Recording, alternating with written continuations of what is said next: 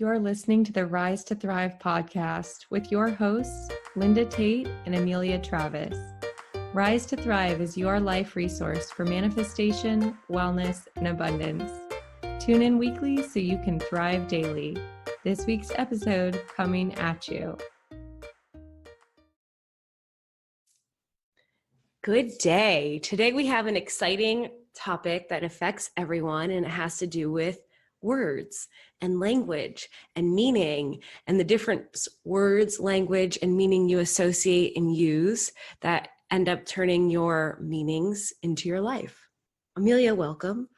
Thank you, Linda. I'm super excited about today's topic because I know that the words that we use and the language that we choose actually creates our reality. So I'm really excited to dive into talking about how we can watch our language, how we can change our language, and how we can actually use our language to create the experience and the life that we want. You suck. That's an example of using language. Yeah. So I think a couple of the things that we want to talk about today are the meaning that we give to words, the meaning that we're taught that words have, and then how that meaning is derived not just from the word, but from all your past associations with the word. And then also that meaning comes not just from the words, but from the way that you speak them and the way that you use them, right? The energy under the words that you say. Exactly. So there are words that could be totally innocuous in and of themselves, but we can charge them with a certain meaning. Like a tone. Like a tone. Yeah. Also, noticing your habitual vocabulary. Yes. What sorts of aspects of yourself are you taking ownership of, or in what way are you labeling yourself through your language, and kind of in that sense, maybe sometimes painting yourself into a corner. Mm-hmm. Yeah. Like, what is going to be a way that you see yourself that's like in the most resourceful, desired ways, or unresourceful, undesirable ways? And how are you consistently using that language both inside your head in thought form and externally through speaking to others and in communication or in communication about yourself? So let's dive into it with like a personal example, because I can think of one for me that maybe many of our listeners share or have had this experience with. And for me, it's the phrase, "I'm just not good with money." Right? You're going right for the juggler. I'm just not good with money. But I think this is a great jumping off point, actually, because it's something that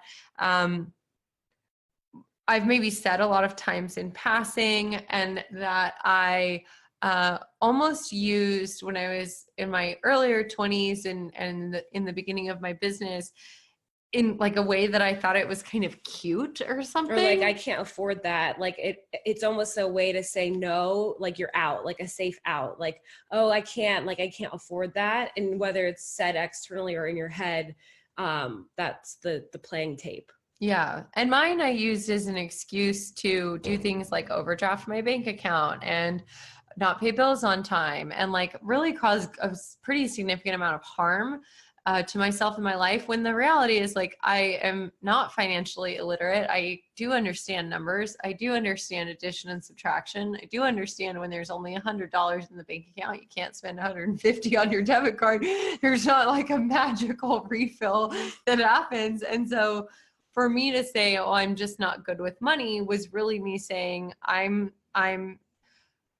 too late. I'm choosing to not look at it. I'm a little bit too lazy to figure out other ways to strategize with my money. And I want someone else to take the responsibility, which for me was romantic partners and then my husband. And then in having my business, it was like, that was a really comfortable or like a really safe excuse for me to use to hold myself back and to keep myself from actually growing into a successful business person, right? And that's a great kind of even that phrase is like, well, what does it mean to be successful and who decides? And I obviously have a correlation of success, requiring money. Otherwise I wouldn't be using that turn of phrase. So maybe yours, maybe you have also said to yourself something like, I'm not good with money, or like Linda, you had another example of one. Like, have you ever had a friend who just says, well, I'm just always late. Yeah. Or I'm just always late person. We actually, our family decided to take ownership on that. And this is from as early as I can remember. Well, we're the late Tates. Talk about like an issue with time. Like I got that one drilled in from, You didn't have a chance. Yeah, it's like, and I actively work on this. I have gotten much better.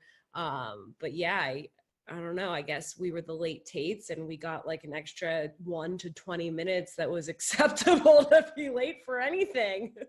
Well, so that's funny because I think that's like, so being late it's not that it's necessarily a negative thing, but it is like, for many people, it's like a measure of how much you respect the situation, the other people's time, yourself, to be arriving, at present.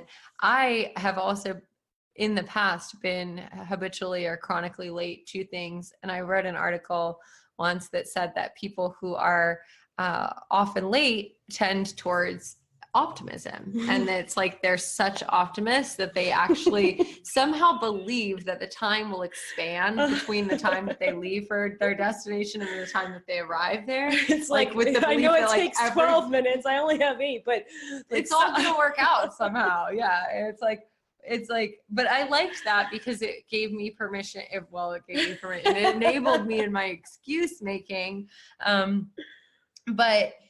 But I think too that I married, someone, a military man, who his mantra was, if you're not 10 minutes early, you're late. Yeah, ours was, if you're not early, you're late in swimming. Right. And so with that, it was really challenging for us to come together in relationship and kind of navigate that ground, because he received lateness as disrespect or like not caring about something, where I just didn't even receive lateness at all. I just didn't even think about it. You're just an optimist. This is just the time that it is, and which is not the time we thought it was going to be, but it's where we are. That's actually could have been a 40-minute span too, which is sort of funny because that's a big difference, like 20 minutes early and 20 minutes late. Exactly. Yeah. And even now today, I find that we still have this come up sometimes. He'll say something like, what time are you going to be done working? And in my mind, I go, well, my last call ends at 3, right? And so I'll say like, 3 or 3:15, because I might need to send the follow-up notes to my client or whatever. And it's like, I rarely take into consideration, even though this happens every day, that there will be many little tasks throughout the course of the day that need to be tidied up and cleaned up at the end of the day. So it would be practical for me to block a whole hour at the end of the day to finish sending emails, to write the to-do list for the following day, and to make sure that, everything's ready to go. And then perhaps if I did that and I said, well, I'm going to be done at 4, and then I would done at 3:40, like that would feel really good for everyone. Right. And so it's like learning between his language and my language. For him, if you say 3 or 3:15, like it means at 3, he's like waiting outside the door, like he's like ready to go, right? And at 3:15, it's like, this is the very last moment that this could be happening. And so for every minute that follows after 3:15, it feels like a violation, and it feels like it creates anxiety. And so like, it's understanding the precision that he operates through in his language experience, which is like, the time that you say is the time that you say. And that will happen to anybody who's been in the military for 15 years or 20 years. Like it's like a certain specificity where I have that too with no military experience. Okay. Yeah. So it's like when you said we were going to leave at 15 till, that's what time I thought. And I'm like, yeah, but that was last night. Now it's the daytime. Like I thought our plans could have adjusted. We didn't fully confirm. And it's like, what changed with 8 hours of sleep? So it's interesting too, that there's even just maybe whether it's learned or whether it's innate, a looseness or a tightness to language which is the place that we operate from. And meaning, or like the meaning for you of late, it sounds like, is just like flexible. Like for me at least, like it's like life, it's flexible, it's grace. Like I don't have, for myself, like that's what it feels like. Where for other people, I'm hearing it's like disrespect, you know, not feeling heard, understood. And perhaps in this, where communication is with two people, it's like understanding each other's meaning of a word for some success. And then understanding your own word, like could late be like, you're an asshole, like beyond, you know, and I'm saying for myself, like to kind of redefine, like if I'm like, oh, flexible flow life, like that's how I define late. And it's like, no, late is like being a minute late for a meeting that was at this time, and then you're there at that time. And this is one word out of many words that we obviously have meanings to. Yeah. Well, and I think we're kind of on this subject of like, what does the word mean to you? Right. So let's talk about some of the other ones that just came up in that short amount of time. One was success, right? So when I say the word success to you, what's the meaning that you receive from that? Like, what are the first couple things? Excitement, fun, power, strength, like hustle. So when I think of success, I think of a specific or tangible outcome that you wanted and then achieving. So I think of success as achievement. Sounds like goal. Like, it's very goal oriented. So I think of success as achievement. And then I also think of success as like desire related. So like having the experience that you desired to have, which means that for me, success is actually tied in with the fulfillment of expectations, which is interesting because then that means that if things go differently than how you expected, then that becomes not a success, which does that mean it's a failure if things don't go the way you might expected? be operating from that. Yeah. And then how is that overall belief system just affecting my life, right? So that means lots of failure. Exactly. I'm setting myself up to be perceiving my life experience as a series of failures simply because my expectations aren't being met. And so then I have an opportunity to redefine success, maybe in some of the language that you're using, or just putting it in a different way, right? I mean, other things that I think about when I think about success are like overall financial well-being, and beyond just well-being, like financial like abundance, or like having money, like having money in your bank is like related to success for me.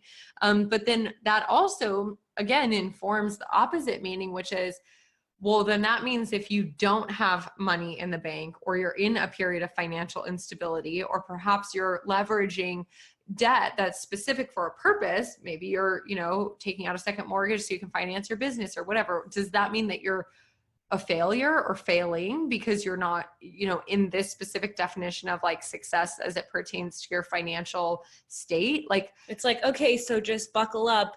You don't get to feel success until X, Y, or Z change, say exactly related to money monetarily, and then you get to feel success again. That's where I think this change for me is, I'm like, I don't want to wait for all these conditions to like line up. I mean, that would be almost like waiting for the weather when you have the ability to make resourceful meanings for yourself right now. So what are some of the ways that, like with me and with that particular word, like how could I change the meaning of the word success? Well, for success and the meaning that you've had, which is goal related, this experience disconnect versus to, I think, getting into a state that could be right now. So like, what do you feel right now that you could tie to successful?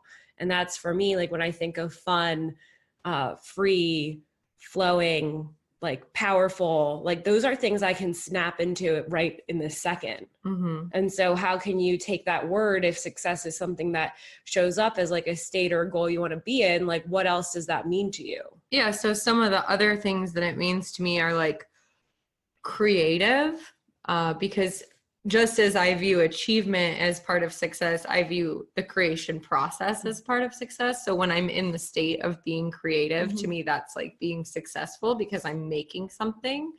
And then also responsiveness, like as opposed to like either reactiveness or like just inertia and like not responding at all, but like responsiveness, meaning like how well am I showing up to the circumstances that do exist, and then greeting them as though I chose them and operating in that space. And to me, that is success. Like you're successfully meeting life where it is right and now, like thriving in that space instead of expecting it to be different. So I think those are some of the things that if I were to check in with myself and be like, okay, are you successful within this project?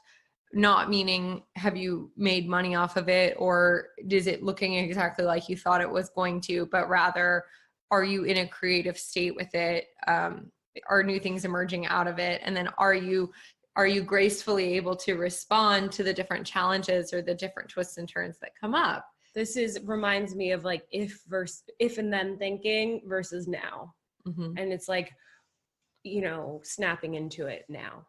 What does that mean, if and then thinking? So if and now? then it's like, if I get this many sales, then I'm successful. Versus if I lose 15 pounds, I'll be happy. Yeah. People will love me. Yeah. I'll get a boyfriend. Yeah. How much when I'm married, I'll be happy. Like all these that are really conditional versus what's the feeling behind like marriage or the feeling behind the weight loss that can juice up those feelings that you can snap into now that you're like, I feel fucking sexy and fit and I can't wait to continue to lose my 15 pounds. And now you just see the weight like flying off. Right. Or I feel strong and confident in my body, or I feel strong and flexible in my body, or I feel like I have energy to move through the day. Right. And so the if and then is like, well, until that happens, it's like conditional living. Like until that happens, like I'm miserable and I'm just gonna like keep talking about how I need to lose the weight,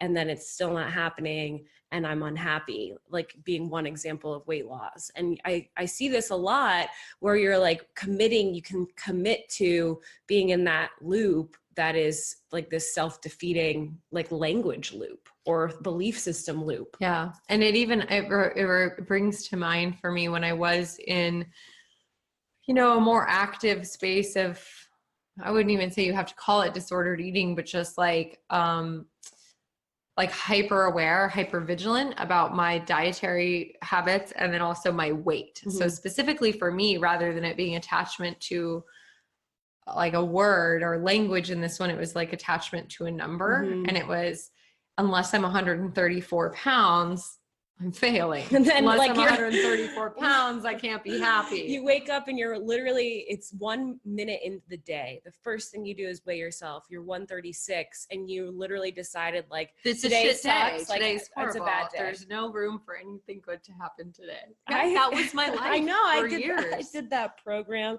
and it's funny to laugh about with full sensitivity, number one, because I am certain people that are still in that loop, but also the ways that loop, just as much as any other mindset loop, can also be happening. And I'm sure if I dug deep enough right now, I could think of like different areas where I may be doing that right now. And it's just as simple as like, no, like I'm 136 and today's an awesome day, and I'm fitter every single day. And like the replacement statement or the reframe, just really tapping into the ability to do that at any given moment. And, we've talked about this before, but did the belief system at some point serve you? Did the words, language, meaning at some point serve you? And it has become habitual. And so you're not even aware that is what you're actively choosing to say and mean to yourself and others. And can you just take a step back and say, like, is that the most resourceful thing that I want to take ownership for? Is that helping me create the life that I want to be living in the way that I want to live it? And if not, and I catch myself in it, there's an element of disassociation where I say, there's been times where I used to, like it's a clear delineation. I used to I used to show up really late to my meetings and think about the flexibility that was available to me. And I have a commitment daily that I show up on time, like just that subtle shift, so that you don't have to own it in the present, because everything from this moment on is this moment on, and anything in the past, you get to decide, like, do you still want to operate from that ethos? Yeah, that makes me think of like, it's kind of a, not silly, but like a more minor example, but in learning the Spanish language, when I used I can never do that. I'm sorry. When I used to get into the preliminary conversation with a native Spanish speaker or a fluent Spanish speaker, and they would say, oh, hablas español? Do you speak Spanish? And I used to say, sí, pero es muy malo. Yes, but it's very bad, right? And that was my response. And I changed it about a year and a half ago because I made an internal shift. Like, no, I'm getting better at it every day. And so I said, sí, estoy aprendiendo, which means, yes, I'm learning. Right. And it's like just the difference. It doesn't, you don't have to do it in Spanish, by the way, but like just the difference between that I'm really bad at it versus I'm learning. That right there is like possibly the most powerful, or one of the most powerful replacements that you could make. And we see this with people who are new to anything, right? How often have you heard, I'm really bad at yoga? Instead of I'm new to it and I'm learning, right? And, or anything. I hear this with tech stuff, like with people with oh, I'm really bad at the computer. I'm so bad at the computer. Bad at typing. Yeah, like instead of I'm learning new aspects of technology a little bit each day, which is true for all of us, for every single person. Like even the most advanced person. Yeah, because it's always changing, right? And like, could you tap into like this becomes fun, I think, once you have the aha around the language in this way, because I started for myself laughing at some of the things I may catch myself saying. It becomes a game. And certainly with my boyfriend, like I can hear sometimes what I may say. I catch myself, I can catch him. And it's just like, why would I want to take ownership for like shitty stuff? And like, and just even past labels, like just learning, like, you know, I went through a challenging experience versus like, I have this. Whether that's claiming even with sickness, like that's a huge one that you see, and it's never to take away from the experience. Like that's a reality. Like you may have had that experience. But the question is, how much do you want to lean in and own that every day from today moving forward?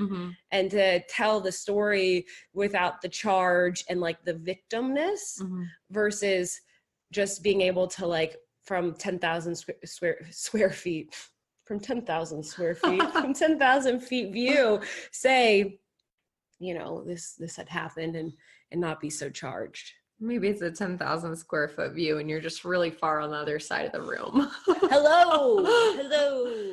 Well, yeah, I mean, I think we talked about this on a couple of maybe the past shows, but you know, helped me bring to light an awareness around a particular label that I was claiming, that I'd been claiming for a really long time, which was imposter syndrome, right? And I've said to you in past conversations, but I think also one time on the show, I said, well, I have imposter syndrome.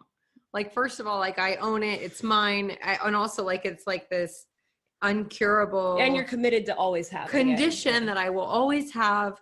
Right. And, so then you were like, well, what does that mean to you? And that was like the first time I'd heard that question. I was like, well, what do you mean? What does it mean? Like, I'm in a buy of imposters. I have it. Look it up. It's real. Yeah. Look, I have it. And you were like, well, could that possibly be, you're like, what does that experience feel like for you? And I'm like, well, it feels like, you know, showing up with the gifts and the knowledge and the experience that I have, but feeling like other people on the outside are looking at me and either thinking that that's not good enough, or that, that I'm actually somehow faking it and I'm showing up, you know, that I'm not really what I claim to be, whether that's a yoga teacher or a coach or a mom or whatever, that I'm somehow faking it. You're like, well, are you faking it?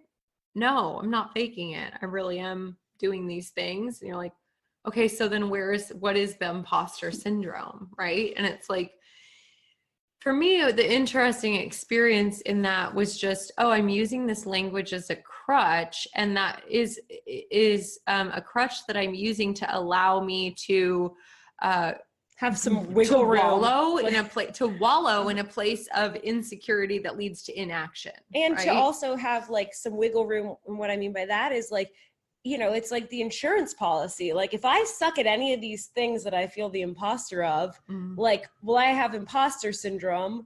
And so I just already gave myself the space to not be the best at it. Right. Yeah.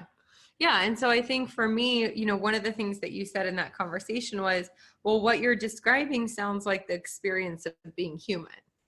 And I was like, oh, my job. Yeah. I was like, well, there's that. And so, you know, now I get a lot of people, whether they're clients or friends or just people sliding into my DMs. And this is exactly what they say. They say, you know, I'm struggling so hard because I just have imposter syndrome. And I'm like, so I just laugh now and I say, well, we could just call that being human, you know, and then go into what you went into with me, which is, what does that actually feel like? What are you afraid that people are going to see if they see the real you, right? What is the real you that you're afraid? Like, where is it that you think you're wearing the mask? Do you know what I mean? And then often when you ask that question, it's like, it's like, well, you being a yoga teacher as an example, like, well, you know, I'm a yoga teacher and like, I don't actually know everything. And so then that is like, you think that your students have the expectation that you do know everything. And do you think your students really have that expectation? And then it's like, well, no, of course. Like, would you go into a yoga class thinking this teacher knows everything about yoga? It's like, I don't think usually we think that, right? We don't even go to the doctor thinking like this guy knows everything about the body. In fact, the opposite. Like, I hope he has a computer to use Google. Right. Like we go in thinking like, maybe this person doesn't really know anything, but like, I'll give them the benefit of the doubt. And so could we just like recognize that, you know, we're not generally, and I say generally because some of us are holding people to really, really high standards and that sort of thing. But for the most part, we're going through life only expecting other people to show up kind of at the same level that we're showing up, right? And so that shifts and changes. If you're showing up at in the most powerful version of yourself, you might have some hope or expectation of other people showing up in that way. But I kind of think for the most part, people aren't even really thinking about you at all. Yeah, mostly. That was a fun realization when it's like, oh, no one cares. And like, I know people care, but not in the way that like the insecurity. And that day was a really happy, big day to realize that. And yeah, I think that's powerful to connect to that for a second. So what are some of the other words that you feel like we imbue or infuse with significance or meaning that maybe could be reclaimed? Well, okay. So one of the things I realized is that I have the opportunity and power to define any word however I want to define it. Right. So, you know, that's great. A lot of freedom. And there were some words that I was really afraid of for a long time. So like one of the words was like mom, like being a mom. Like I just had a lot of fear around that.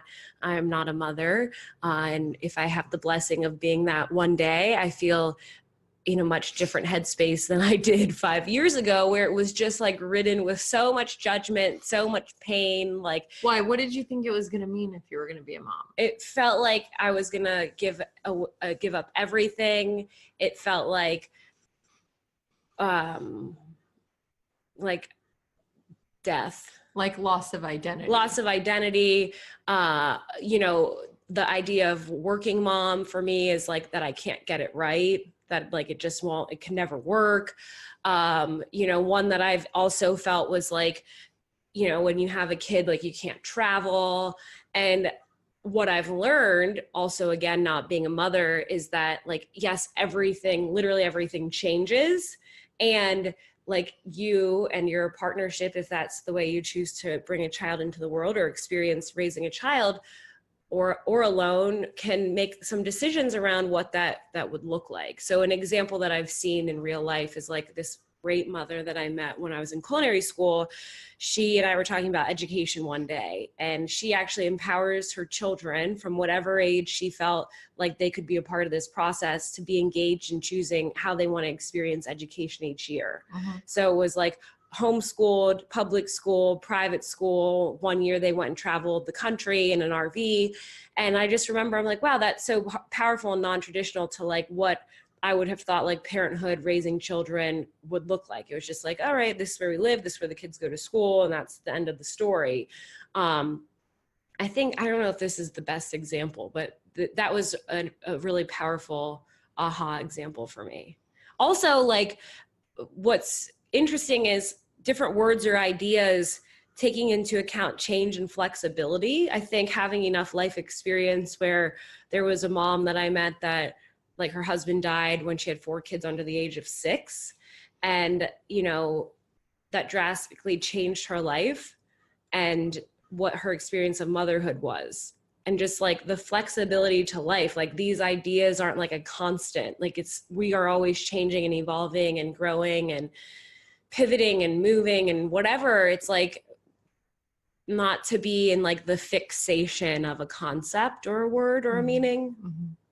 Yeah, I think with you talking about the word mom too, one of the things that just keeps ringing in my head is how many times I've heard a woman say, I'm just a mom. I'm just a mom. Or I'm just a stay-at-home mom. You're just birthing humanity's existence. Yeah, or, you know, or, oh, I'm a stay-at-home mom. But it's said with that tone of like, oh, I'm not doing anything. I'm just raising my children. And obviously, you know, this is one that I hope many of the mothers that are listening have already worked through and reclaimed. But I think we're all in the process of that. Like I'm in the process now as a working mom of figuring out what meaning do I believe exists in the word mom, and what standard am I holding that to? And then in what ways do I measure myself against that standard and either find the perceived, I'm putting it in quotes, you guys, success or failure? Because, you know, the word mom for me in what I expect from it is like, you are available for your child 100% of the time. You are, you know, infinitely patient with them, infinitely loving with them. They like you all the time. Like, who set these expectations? Yeah, how unrealistic or realistic are your expectation, or how realistic or unrealistic are your meanings? And that's really powerful. Like, you know, talking to a 20-something-year-old and their idea of what career will look like, and like, okay, and it's going to be, you know, the perfect job that's flexible, that pays over 6 figures and has these benefits and all this. Like, yeah, it exists, and maybe that will or won't be your first job, but just to consider like meaning. Yeah.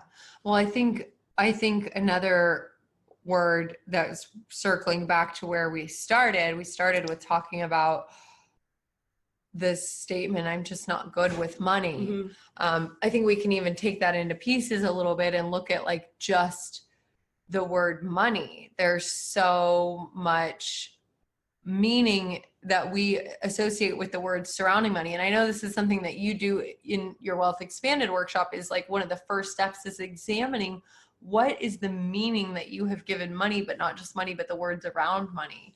Yeah, and the energy of it. And so one of the things that you asked is okay if I share this? Yeah. Was, you know, on a worksheet, like writing down words like money, wealth, abundance, rich, making bank. I don't know, there's a bunch of different hustling, right, a bunch of different words that could all potentially have similar connotations or similar meanings. But as I was reading through them, I realized like, oh, I have a different connotation for the word rich than I do for the word wealth.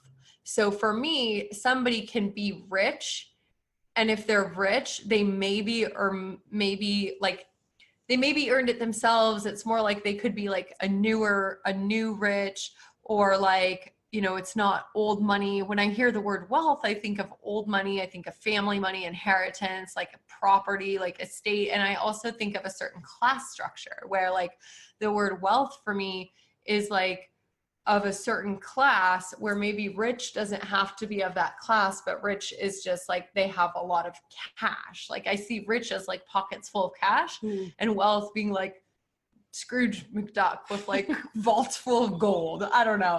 But it's like, that wasn't what was powerful about it. What was powerful about it was realizing that there's positive and negative associations with these things. And so if I have this kind of negative like association with the word rich, or when I think of the word rich, I think that means that anybody who is that is greedy, doesn't value their family relationships, doesn't care for some reason about like the environment. Like these are just like things that are coming up off the top of my head. And I'm like, oh, I actually have a very deep structure to what I think the word rich means. So then even if I say something like, I want to be rich, or I want to accumulate richness in my life, or I want my life to be rich and full, if on a subconscious level, I have negative associations with that word, then one, not only am I going to bring that into being, but two, if I do, it's going to be conflicted and have like toxicity in it almost, right?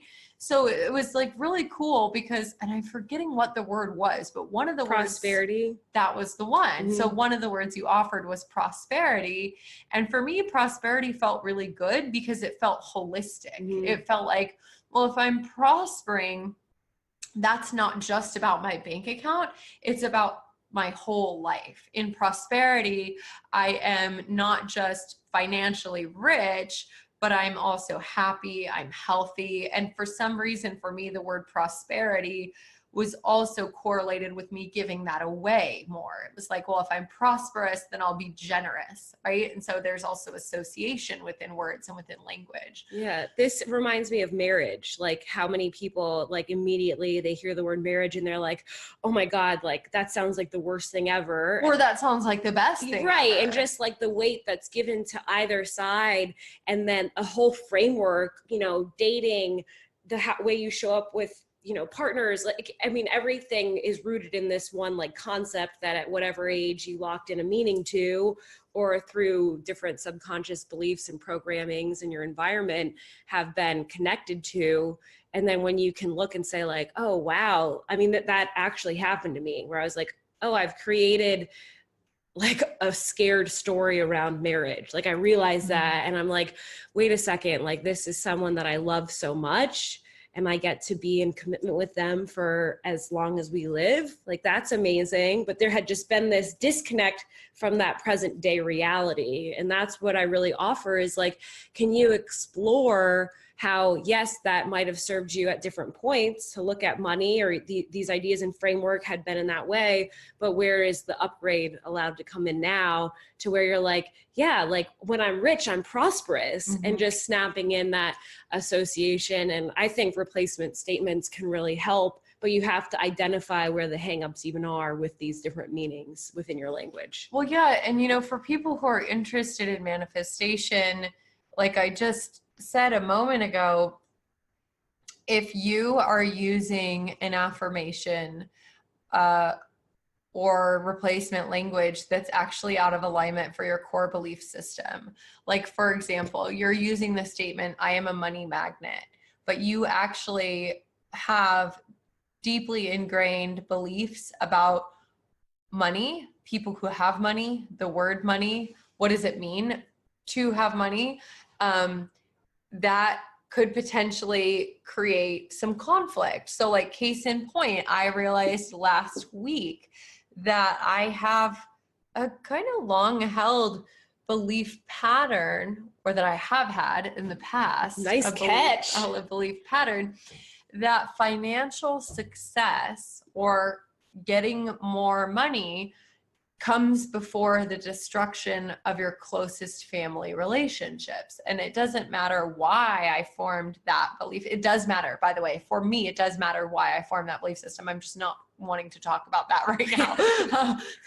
So what I was able to do was examine why that happened and look at my family structure, look at my childhood, look at, was there a situation where somebody got more money, was becoming more financially successful, was earning more in their job, and then following that there was some sort of destruction of relationship, dissolution of a marriage, like, and yes, that happened. And so then for me, it created a little bit of this seed of like resistance. Yeah, earning money is it will lead to like you and your partner having struggle, like growing apart from each other, and then everything falls apart, right? And so if I believe that, and yet I'm sitting here going, I am a money magnet, and I'm repeating that, what's the undercurrent that I'm also reinforcing? Yeah, you're terrified of actually being the money magnet, and it's like the self-fulfilling prophecy. Yes. So either,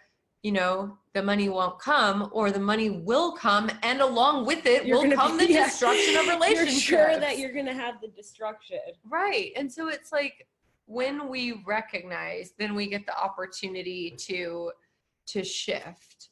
So I'd love to hear like any others that just pop into your mind. I just want the two of the biggest words that precede this is I have or I am.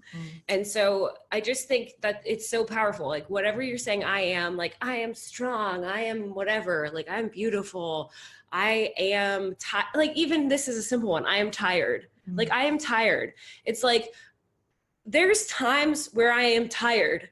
And there's times that I am tired and it's not the best time to be tired. And so if that's the case, it's like, I'll even catch myself thinking like, I am tired. And before that exits my mouth, it's kind of like a check. And I'm not 100% like sure hit her on this, but it's like, does this serve me to be declaring how tired I am right now? You know, right before bedtime, awesome. Like I am tired and I'm going to bed. But right before a big meeting or, you know, some phone calls or whatever I'm doing, like I am tired and just kind of stamping that in. This just came up for me a few weeks ago and I was on the phone and I said, I hate working out. I've been hating working out for so long. Now I hate working out. And I caught myself and I was in the workout. I was at Orange Theory. I don't know their hashtag. I was going to try to make a joke, but it was really fun. I love the music and I'm in the workout and I'm like, I don't hate working out. Like I caught myself and I'm like, this is such a boring story. Mm-hmm. And my coach asked me later, she's like, what shifted for you? Because I was like, oh, I got this workout in. It's amazing. Like all the energy shifted. And I just like, I'm sick of telling a shitty story to myself. And I laugh sometimes in conversation and I'm not being like, and I'm perfect. And I catch myself every time. It's not that, but it's like when the awareness clicks in, I'm often just analyzing like, is this the most resourceful story I can be telling myself or others? So the exercise and anytime you're using I have, you know, how about this? I have a ton of work to do. I have an opportunity to be really productive. Like that could be the same thing. The meanings are completely different. And maybe I have a ton of work to do. That's for me, that feels a lot different. Maybe you're like, yes, like I have a ton of work to do. No, but like you could say it in a way you mean it so much. Absolutely. And so it's funny to even deconstruct that like a little bit further. Like what does the word ton actually mean? It means 2,000 pounds. If you actually had 2,000 pounds of work to do, whether that's physically transporting 2,000 pounds of boulders or you have 2,000 pounds of paper on your desk, like that doesn't sound fun. Or there's these stories a lot, right? And so one, is it even accurate? And then two, like, yeah, the shift of I have an opportunity to be really productive feels like how exciting that this next 6 hours is laid out in front of me. I'm so looking forward to the amount of impact that I'll be able to create in that time, and the amount of flow and the amount of creativity and responsiveness. I have a ton of lives to change. Right. Exactly. Like you could shift it into that. And I think to reiterate and reinforce, can you guys plug this into your brain of almost like the words I have and I am being like a little light bulb, or like a sacred stop at like a railroad station, like something that works in your mind where it's like, as soon as you hear I have or I am come out of your mouth, it's like, whoop, the little red flag goes up, and what words are following that? Or not, I just pictured, like, instead of the red flag, like, what's that show? Robin Hood, whatever, the like the little fairy. Tinkerbell? Tinkerbell. I pictured Tinkerbell. What is that from? Tinkerbell. Peter Pan. Peter Pan. Okay. Robin Hood, Peter Pan. That's pretty close. Peter Pan.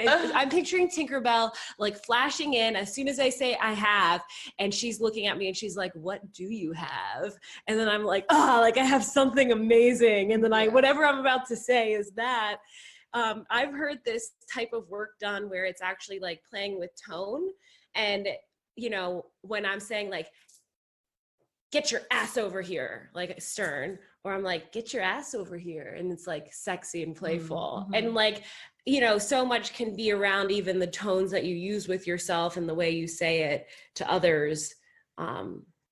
Just have fun with language. And don't ever underestimate the power. Yeah. I'm laughing because when you said the thing about tone of voice, I have immediate conviction of just recognition of my own opportunities to have more fun with my tone of voice, and to be aware of how, you know, it's communicating what I'm really saying. Mm-hmm. And how often are we potentially in conflict with a partner or a friend or a loved one, and we say like, even like I love you, Mm-hmm. but like if we're saying I love you, like I love you, like it's like I love you, therefore like you need to do X, it Y, my and Z. way. Exactly. And it's like, oh man, so you can literally be saying something and the actual words and the structure is the same, but the meaning is entirely different. So yeah. Do you want to hear this week's book club? Yeah, take it to the book club. Okay. I have a quote I want to share. I'd love to hear it. Language shapes our behavior, and each word we use is imbued in my boo. Sorry, imbued with multitudes of personal meaning. The right words spoken in the right way can bring us love, money, and respect, while the wrong words, or even the right words spoken in the wrong way, can lead a country to war. We must carefully orchestrate our speech if we want to achieve our goals and bring our dreams to fruition. This is by Dr. Andrew Newberg with the book Words Can Change Your Brain.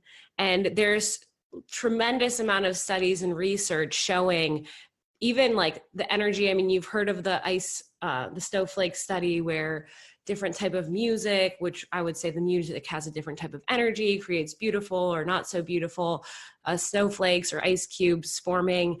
And, you know, also we are water. So that's happening to us on a cellular level. So be mindful of your words, my friends.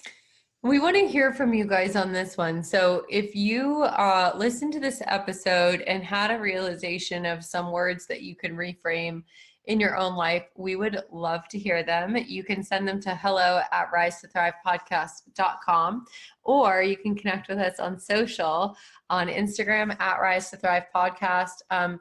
Please, if you enjoyed this, subscribe, leave us a review, share it with a friend. Spread the love. We want as many people as possible to be receiving these gems weekly. Our Thrive Nugs. Nugs. Yeah, Thrive Nugs. So they can thrive daily. So we love you. We appreciate you. And we hope that you will find many opportunities this week to have fun and experience empowerment through your language, remembering that you have power, authority, agency, and you are enough, worthy, and so awesome. And that's amazing. So thanks for listening, and we'll catch you guys on the next episode of Rise to Thrive podcast. Catch you on the flip side.